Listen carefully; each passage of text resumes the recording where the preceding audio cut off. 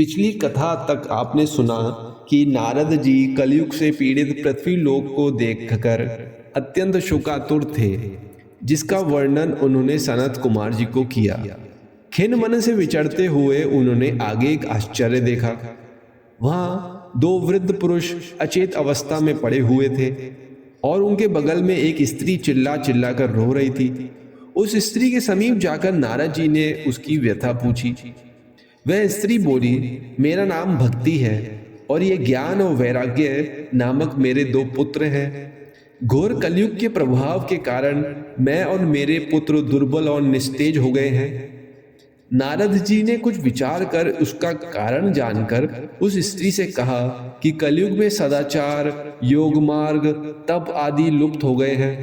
लोग दुष्कर्म में लगे हुए आसुरी प्रवृत्ति के हो गए हैं। संसार में जहां देखो वहां सत्पुरुष दुखी हैं और दुष्ट सुखी हैं।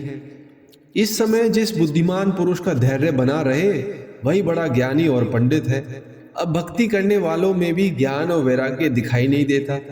विषय अनुराग के कारण अंधे बने हुए जीवों से उपेक्षित होकर तुम भक्ति निस्तेज और जर्जरित हो गई हो, और ज्ञान वैराग्य नामक तुम्हारे पुत्रों को भी कोई पूछने वाला नहीं है, इसलिए वे बूढ़े हो गए हैं। इस समय लोगों के कुकर्मों के कारण वस्तुओं का सार निकल गया है।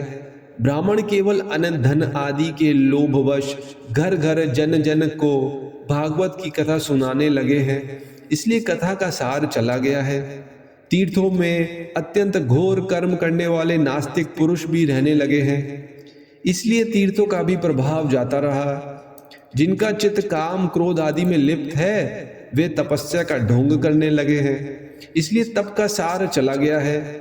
मन पर काबू ना होने के कारण तथा लोभ धम और पाखंड का आश्रय लेने के कारण एवं शास्त्रों का अभ्यास न करने से ध्यान योग का फल भी मिट गया है। पंडितों की ये दशा है कि वे अपनी स्त्रियों के साथ पशु की तरह रमण करते हैं। उनमें संतान उत्पन्न करने की ही कुशलता पाई जाती है और मुक्ति के प्रयास में वे पिछड़ गए हैं। इस युग का स्वभाव कुछ ऐसा ही है, इसमें किसी का दोष नहीं। इसी से हृदय पुंडरिका में समीप रहते हुए भी भगवान सब सहन कर रहे हैं। इस प्रकार देवर्षि नारद के वचन सुनकर भक्ति को बड़ा आश्चर्य हुआ। फिर उसने जो कहा वह हम लोग अगली कथा में सुनेंगे।